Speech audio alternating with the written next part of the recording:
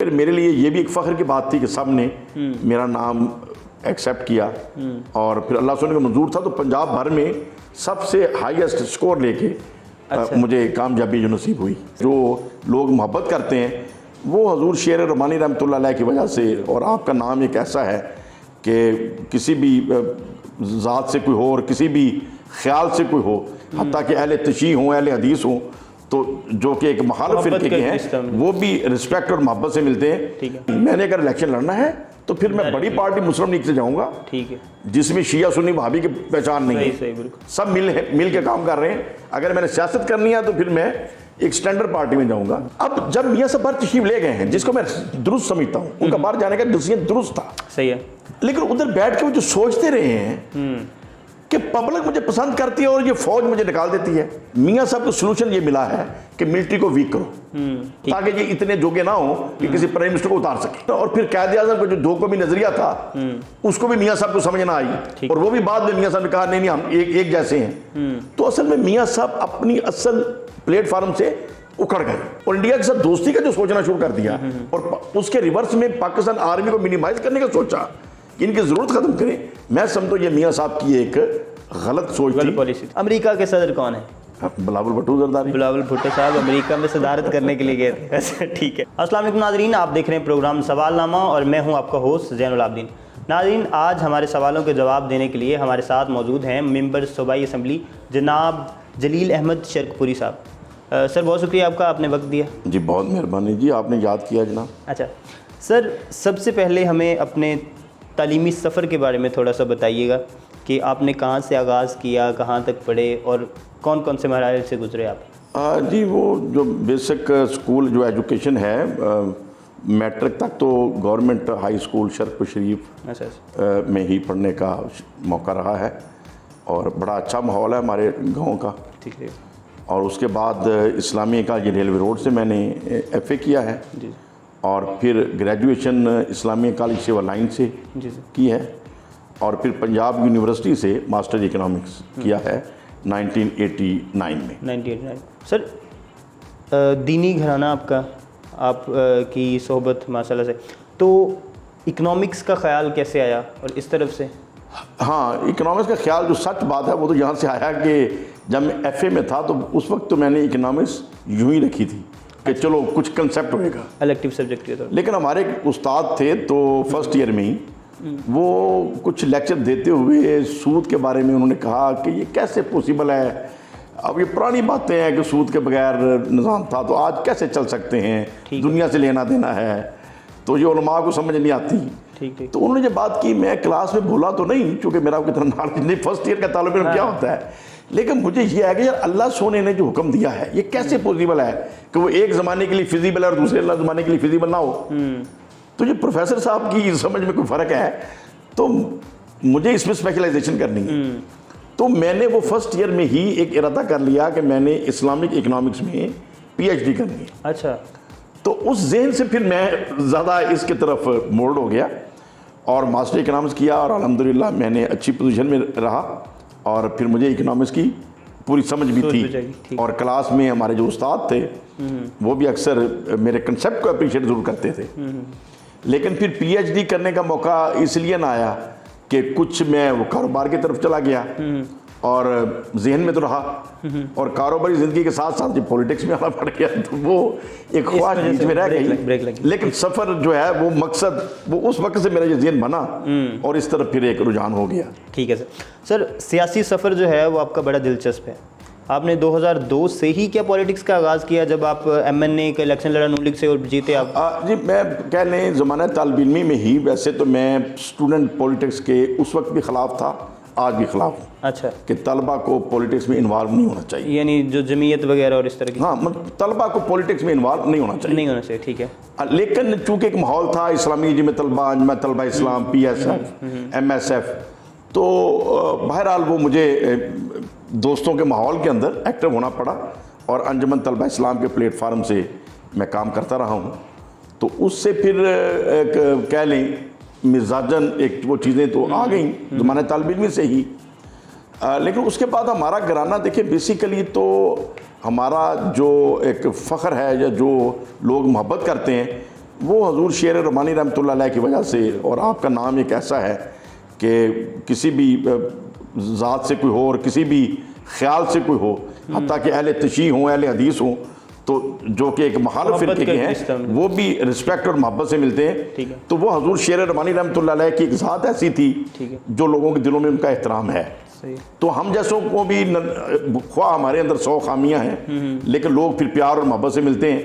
तो मैं कोई ज़रूरी नहीं समझता था कि हमारी फैमिली को पॉलिटिक्स में होना चाहिए। बिल्कुल ठीक। तो मेरे बड़े भाई मियाँ सईद शरकपुरी, उन्हें, हाँ, जो MP 2 दफ़ा रहे हैं, उन्हें ज़ौक़ था शुरू से, और मैं उनके ज़ौक़ से थोड़ा एंटी था। और मैं कहता था आप क्या मतलब कि जो मर्जी MP बने, MLA बने, हमें क्या। उस तरफ आते हैं, आपके भाई 2 दफ़ा MP रहे और आपके वालिद मोहतरम जो थे जी, मेरे वालिद गिरामी रहमतुल्लाह 2 दफ़ा MLA का इलेक्शन लड़ा। हाँ, वो नायब सदर भी थे, जमीयत उलमा पाकिस्तान के नायब सदर थे नूरानी साहब के साथ। उन्होंने जो पार्टीज़ का इंतखाब किया वो आपकी जो ख़ानदानी एक रिवायत है उससे मुंसलिक थी। आप नून लीग की तरफ आए, ये क्या कोई खास बात? मेरे दादा हजूर सानी लासानी मियाँ गुलामुल्लाह शरकपुरी रहमतुल्लाह अलैह आप मुस्लिम लीग में थे और कायद-ए-आज़म रहमतुल्लाह अलैह के साथ आज भी नज़रिया पाकिस्तान ट्रस्ट में आपकी हिस्ट्री मौजूद है, और जो चंद मजहबी अकाबर हैं उनमें मेरे दादा हजूर का इसमें गिरामी भी लिया जाता है। ठीक है। तो उसके बाद मुस्लिम लीग जो बेराह रवी का शिकार हुई है, उस वजह से उलमाए पाकिस्तान ने जमीयत उलमा पाकिस्तान के नाम से काम शुरू कर दिया। सही। जिसमें सियाल शरीफ के बुजुर्ग थे, बाकी और आस्थाने, और फिर मौलाना शाह नूरानी साहब क़यादत करते रहे हैं जब से हमने देखा है बचपन से। तो लेकिन मैं थोड़ा था बचपन से ही देखते रहे हैं, नूरानी साहब रहमतुल्लाह अलैह की खिदमत हमेशा की है, मौलाना अब्दुल न्याजी उनकी खिदमत करने का शर्फ रहा है। लेकिन मैं देखता था कि तमाम अहले सुन्नत जो हैं वो JUP में हैं, तमाम जो देवबंदी हैं वो जमात इस्लामी में है या जमीयत इस्लाम में है, ठीक है, तमाम अहले तशीह उस ग्रुप में है। तो मैं सोचता था यार पॉलिटिक्स तो इसके लिए नहीं है। ठीक है। पॉलिटिक्स में तो शिया सुन्नी वहाबी की तमीज़ नहीं होनी चाहिए, वो तो हम सब पाकिस्तानी हैं और एक दूसरे का एहतराम करना चाहिए। तो मेरी पर्सनली अगरचे उन बुजुर्गों का एहतराम आज भी है, लेकिन मैं इस चीज़ के थोड़ा उल्ट था, मुखालिफ सिमत में गए कि यार मजहबी तौर पे तो हम उस जगह पे हैं, मजहब और पॉलिटिक्स को अलग होना चाहिए। लेकिन जब पॉलिटिक्स करनी है तो फिर हमें क्रिश्चियंस को भी एहतराम देना है, हमें सिख कम्युनिटी को भी एहतराम देना है, हमें हिंदू कम्युनिटी को भी एहतराम देना जो पाकिस्तान के अंदर रह रहे हैं। सही है। तो भला हम मुसलमान जो आपस में हैं, ख्यालात मुख्तलिफ हैं, कुछ इख्तलाफी इशूज़ हैं, वो इख्तलाफी इशूज़ फ़िकी मसाइल हैं, अपनी जगह पे है, लेकिन सियासत तो हमने वतन को आगे लेके जाना और मिल के लेके जाना। बिल्कुल सही। तो वो जब मुझे दावत दी गई, जो हालात ऐसे बने, तो वो भी मेरी चॉइस नहीं थी। अच्छा। मुझे मुस्लिम लीग की तरफ से कहा गया। अच्छा, सही। वो चूंकि ग्रेजुएशन की पाबंदी लग गई थी परवेज मुशर्रफ साहब ने। ठीक। अगरचे मैं उस कानून के खिलाफ हूँ, अच्छा, लेकिन मैं बेनिफिशरी भी उसी कानून का हूँ। सही। तो वो मेरे भाई चूंकि FA के बाद आगे नहीं जा सके थे, तो मियाँ नवाज शरीफ साहब ने मुझे हुक्म दिया कि यार ये आप इलेक्शन कंटेस्ट करो। ठीक है। तो मेरे लिए फ़ख्र था कि नवाज शरीफ साहब ने खुद कहा है।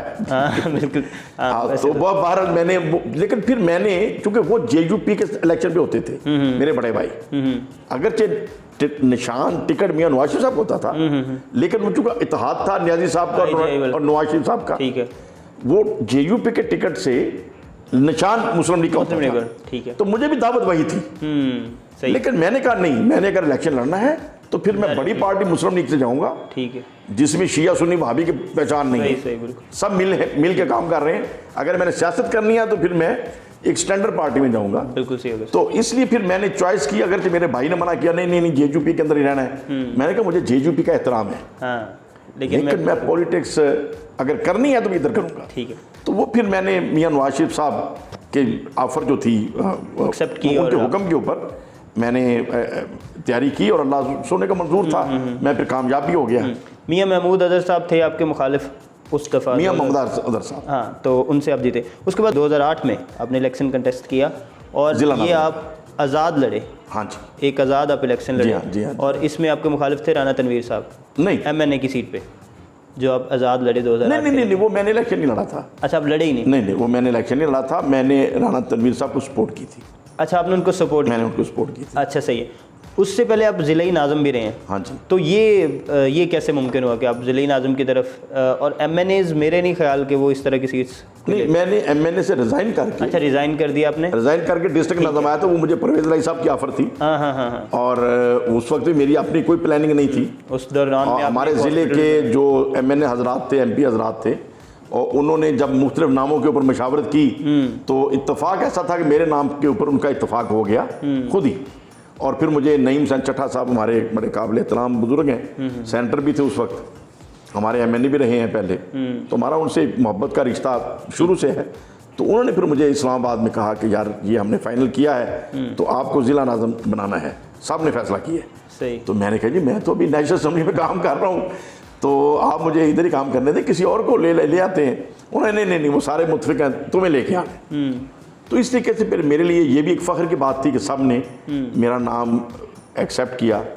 और फिर अल्लाह सुने का मंजूर था तो पंजाब भर में सबसे हाईएस्ट स्कोर लेके मुझे कामयाबी जो नसीब हुई। सही। तो आपने तब वो हॉस्पिटल वगैरह भी बनवाया अपना ज़िला नाज़िम के टेन्योर में? आपके वो हॉस्पिटल तब बना? जी हाँ, तहसील हेडक्वार्टर हॉस्पिटल शरफ शरीफ शुरू कराया, चूँकि वो हमारी तहसील उस वक्त नई बनी थी। सही है सर।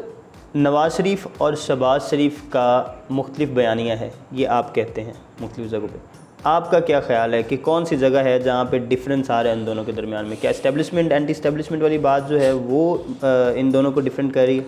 देखिए, असल बात ये है, भला मेरी बात को कोई इल फील ना करें,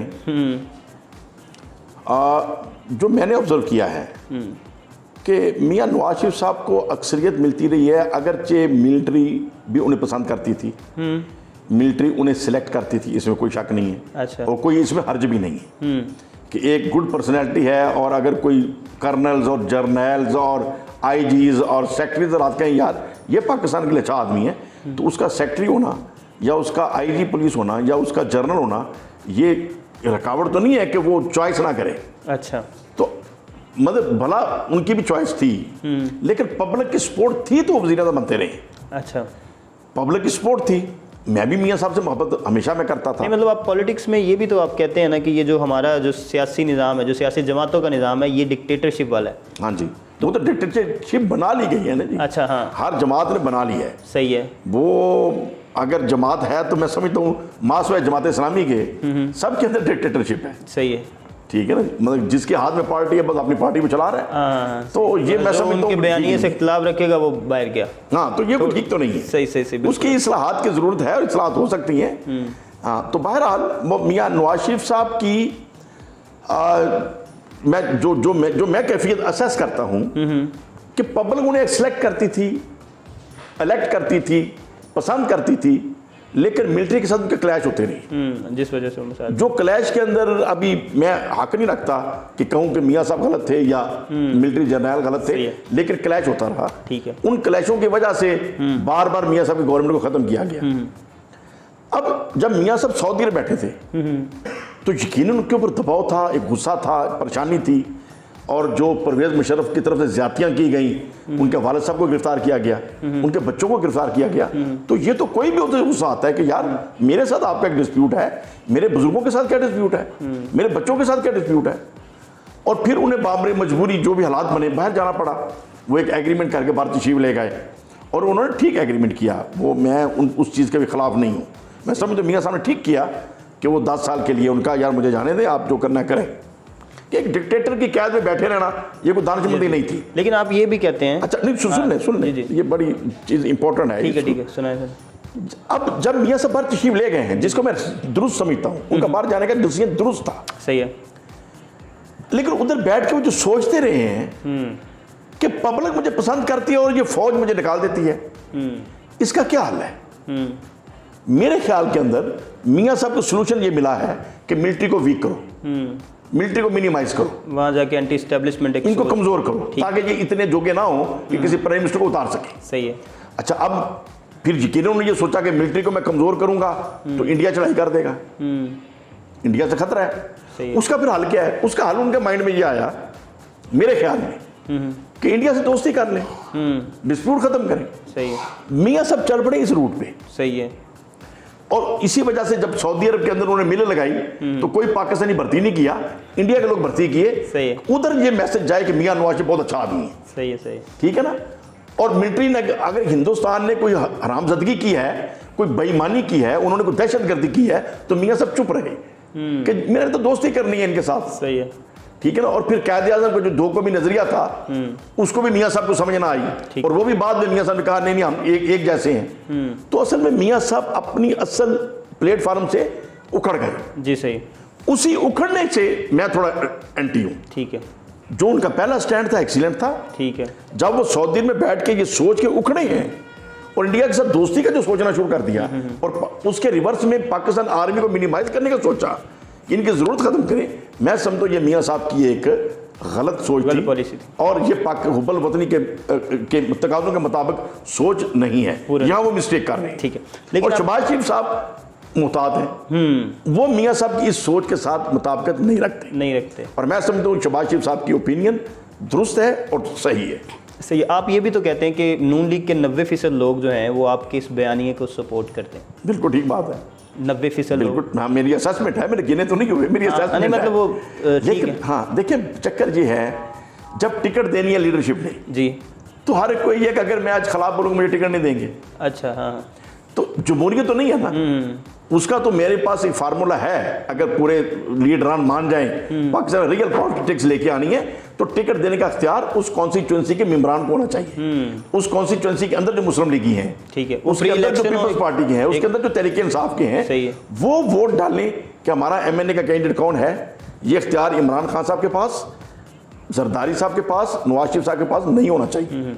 ये मतलब एक प्री इलेक्शन हो पहले पार्टी एक इलेक्शन, वो भी इलेक्शन कमीशन कराए। ठीक है, कि पहले पार्टी इलेक्शन कराए, इलेक्शन कमीशन, ठीक है, कि जी आपका MP कौन होगा, MNA कौन होगा। ठीक है। और वो रियल पॉलिटिक्स होगी और रियल जमहूरियत होगी।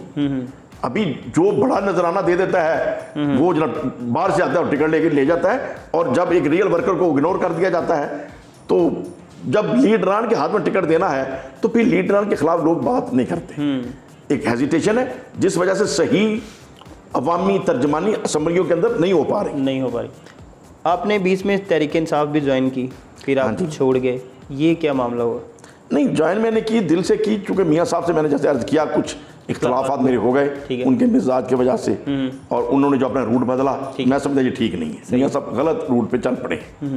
तो इमरान खान साहब की जो सोच थी वो मेरे नज़दीक ठीक थी, ठीक है, लेकिन मेरा दोबारा इलेक्शन लड़ने का कोई इरादा नहीं था। अच्छा। मैं MNA रहा, ज़िला नाज़िम रहा, और उसके बाद मैं इंग्लैंड अपने मेरा बिजनेस था, पाकिस्तान में भी इंग्लैंड में भी, और मैं उसके अंदर ज़्यादा मसरूफ़ हो गया।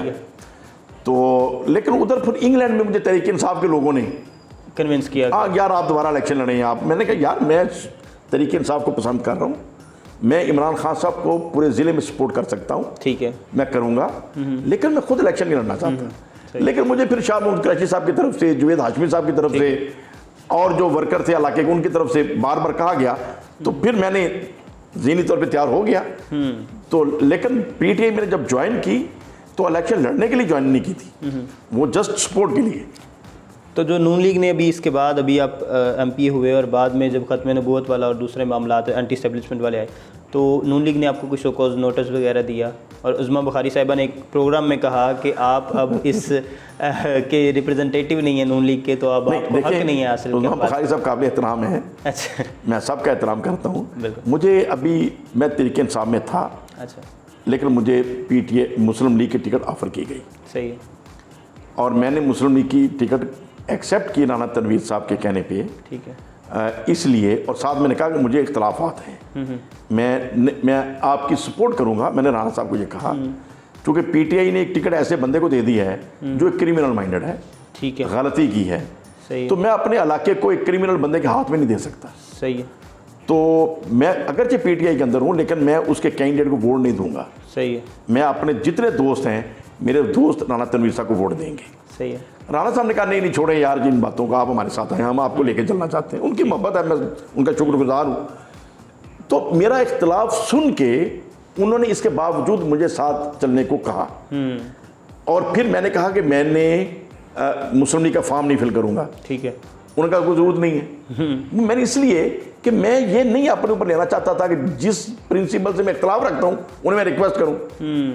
तो मेरी एप्लीकेशन के बगैर उन्होंने मेहरबानी फरमाई, मुझे टिकट शर्त-ए-पोशी भेज दी और मैंने वो टिकट जमा करा दी। मेरी मुस्लिम लीग के साथ एक कह लें जॉइंट वेंचर है, एक मिल के इलेक्शन लड़ने की एक टेक्निक थी कि हम एरिया में मिल के काम करते हैं, तो मैं उनके साथ चल रहा हूँ। तो अभी मैं मुस्लिम लीग के साथ हूँ, लेकिन अगर मेरा कोई इख्तलाफी इशू है तो राना सनाउल्लाह से हमने निकाल दिया। भाई आप कैसी बात करते हैं कि आप इख्तलाफ नहीं सुन सकते, आप मुझे कैसे निकाल सकते हैं? उज़मा साहब अगर इस बात को इल फील करती हैं तो मर्जी है उनकी, मेरा इख्तलाफ सुने, इख्तलाफ को आप रिजेक्ट कर दें। जी जी, आप कह दें कि यार ये अकेला है, ये फजूल सी बात कर रहा है, तो कोई मसला नहीं है, ठीक है। लेकिन मैं अपने ज़मीर पे बोझ नहीं ले सकता। ठीक है, मैं तो वही बात करूंगा जिसको मैं ठीक समझ रहा हूँ। मैं भी मेरा नुक्ता नज़र गलत हो, बिल्कुल सही, मैं नहीं कहता मेरा नुक्ता नज़र सही है, हो सकता है गलत हो, लेकिन जब मैं सही समझता हूँ तो मैं तो वही कहूँगा ना जी। ठीक, तो इसके ऊपर उज़मा साहब को गुस्सा करने की जरूरत नहीं है। ठीक जी। तो नाज़रीन बढ़ते हैं अगले सेगमेंट की तरफ जिसका नाम है पसंदीदा। इसमें हम सर से मुख्तलिफ पसंदीदगी के बारे में पूछेंगे। सर आप तैयार हैं? जी बिस्मिल्लाह जी। अच्छा सर, पसंदीदा नाम? देखिए पसंदीदा नाम तो मोहम्मद और अहमद से ज़्यादा कौन सा अच्छा हो सकता है? माशाअल्लाह। जगह?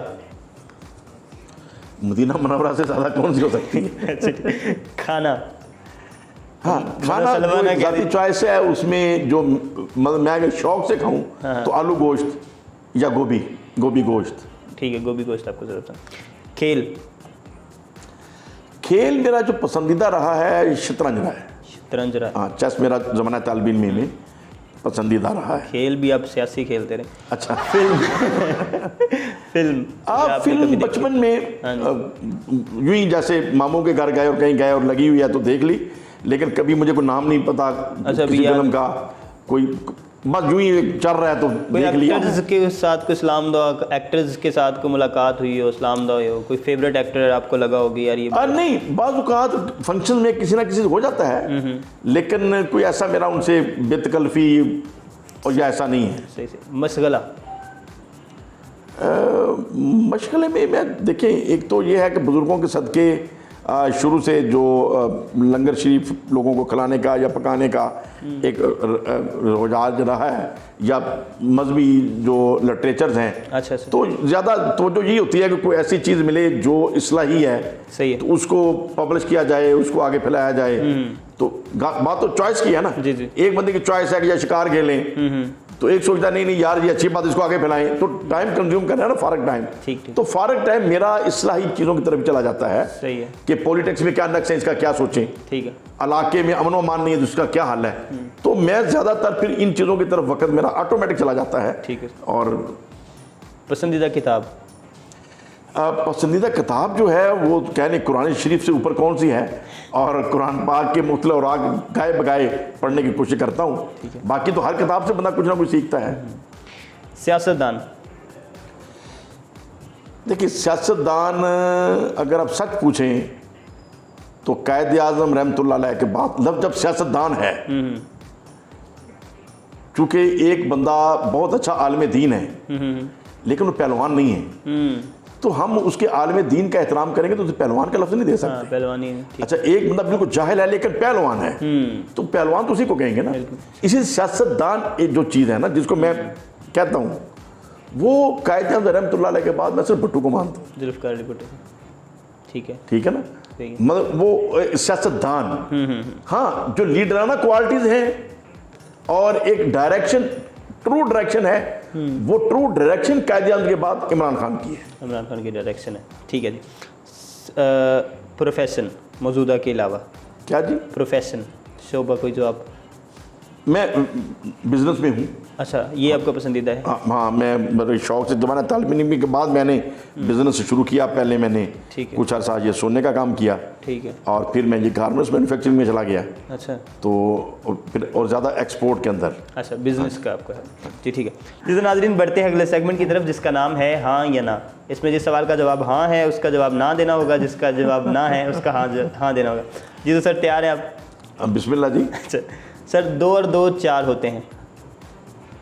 सुनो तो हाँ, लेकिन आप कहते हैं मैं कहूँ ना, तो ना कह देता हूँ। ठीक है, ठीक है। तो पाकिस्तान का कौमी फल टमाटर है? नहीं, मतलब टमाटर तो नहीं है, लेकिन आपके हिसाब से जवाब हाँ बनता है।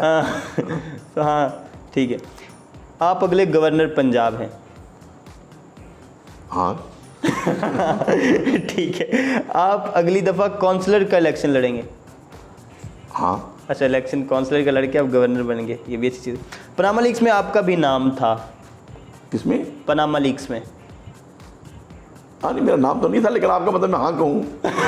तो हाँ, तो मतलब हाँ, ठीक है, फिर तो मियाँ साहब से आपकी मुखालफत नहीं बनती। आप अनकरीब तीसरी शादी करने जा रहे हैं? नहीं, ऐसा इरादा तो नहीं है, लेकिन आप कहते हो तो हाँ कह देते हैं। हाँ, ठीक है, ये भाभी भी सुन रहे होंगे। अच्छा, नून लीग आपकी उम्मीदों पर पूरा उतरी? नहीं। ये जेन्युइन वाला नहीं है या? हाँ, नहीं, जेन्युइन वाला नहीं है। अच्छा। लेकिन आपके साथ से मैं हाँ कहूँ। अच्छा, मतलब नहीं उतरी। अगला इलेक्शन पीपी से लड़ेंगे, पीपल्स पार्टी की तरफ से? नहीं, जेन्युइन ना है? हाँ, मतलब ये तो कोई इम्कान नहीं है। अच्छा, नहीं, इम्कान ही नहीं है, ठीक है जी। तो नाज़रीन, बढ़ते हैं अगले सेगमेंट की तरफ, जिसका नाम है पहला बाद में। इसमें पहले सवाल का जवाब सर नहीं देंगे, जबकि दूसरे का जवाब वो देंगे जो पहले का था। इसी तरह से तीसरे का वो जो दूसरे का था, और चौथे का वो जो तीसरे का था। सर, आप तैयार हैं? बिस्मिल्लाह जी। मुश्किल हो सकती है। हाँ, ये तो सेगमेंट टफ सेगमेंट है। Tough segment. पहला, पीडीएम के सदर कौन है? स्किप। पीपल्स पार्टी के चेयरमैन कौन है? मौलाना फजल रहमान साहब। मौलाना फजल रहमान साहब ने पीपल्स पार्टी की कमान संभाल ली है, बिलावल साहब से नहीं संभाल दी। अमेरिका के सदर कौन है? बिलावल भुट्टो जरदारी। बिलावल भुट्टो साहब अमेरिका में सदारत करने के लिए गए थे। अच्छा, ठीक है, ये वैसे अच्छा जनरल नॉलेज है। गवर्नर पंजाब कौन है?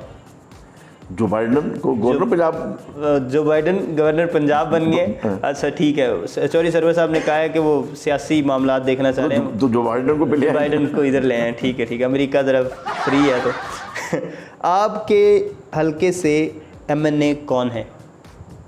चौधरी सरवर साहब। चौधरी सरवर साहब आपके हल्के से एमएनए।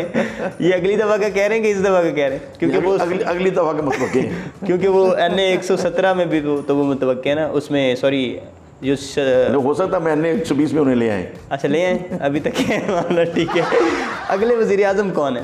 राना तनवीर साहब भी हो सकते हैं। राना तनवीर साहब अगले वज़ीर आज़म है। ये जो 90% लोग आप इकट्ठे हुए हैं, आप उनको वज़ीर आज़म बनवाएंगे। जो एक ही सोच के हैं। बिल्कुल हो सकते हैं। स्पीकर पंजाब असम्बली कौन है? चौधरी सरवर साहब हो सकते हैं। चौधरी सरवर साहब स्पीकर हो सकते हैं अगले, और गवर्नरशिप छोड़ देंगे, ठीक है। रूस के सदर कौन है? चौधरी परवेज इलाही साहब को लगा देते हैं। परवेज इलाही साहब सदर हो गए हैं, हालांकि वहाँ पे डिक्टेटरशिप है, लेकिन इन्होंने फिर भी जाके उनको मात दे दिया वहाँ पे, ठीक है जी, प्यूटन को। वज़ीर तालीम कौन है? प्यूटन साहब को वजारत दे दिया है तालीम की आपने। हाँ, ठीक है, क्योंकि रशिया का शायद जो मामलात हैं वो ठीक हो गए हैं, अब पाकिस्तान के तालीम आप पाकिस्तान आप ज़ाहिर है उन्हें फिर ठीक है जी। तो हमारे साथ मौजूद थे जलील अहमद शरकपुरी साहब, जिन्होंने मुख्तलिफ मसाइल बताए पाकिस्तान की पॉलिटिक्स के, पाकिस्तान की अदलिया के और दूसरी चीज़ों के, और वो ये भी बताते हैं कि इनको हल किस तरह से किया जा सकता है। डायरेक्टली आवाम को जब तक हम हर मामले में इन्वॉल्व नहीं करेंगे, ये मामले हल नहीं होंगे। इसके साथ दीजिए इजाज़त। अगले सवालनामे में एक नए गेस्ट के साथ, एक नए सवालनामे के साथ आपकी खिदमत में हाजिर होंगे। अल्लाह हाफ़िज़।